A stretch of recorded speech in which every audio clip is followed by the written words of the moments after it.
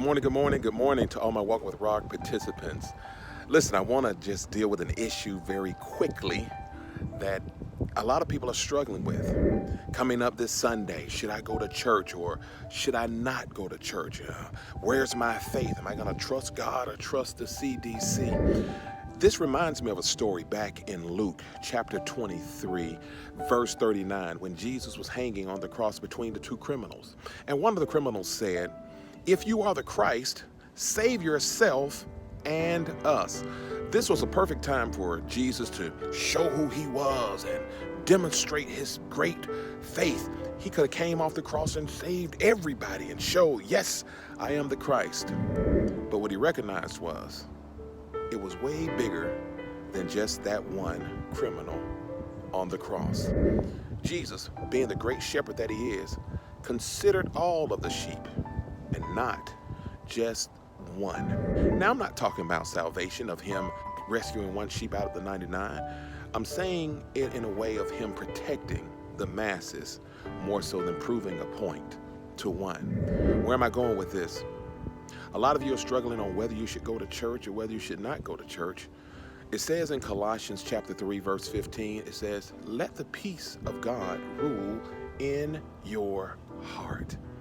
You have nothing to prove to no one." It also says in Matthew chapter 7, verse 1, it says, "Judge not, and you shall not be judged."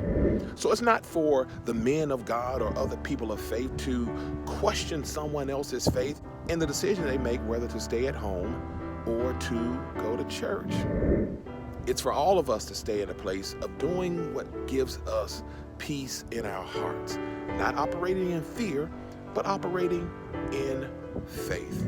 So if you choose to go to church, make sure that you go with the right motives, that you're going truly in faith and God has given you peace to go.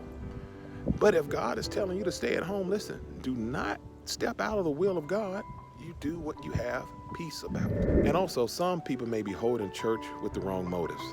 Some may even question, man, are pastors having church service just for the mere fact that they have to collect the offering? Well, who knows? Only God knows what's in that pastor's heart or that church's heart.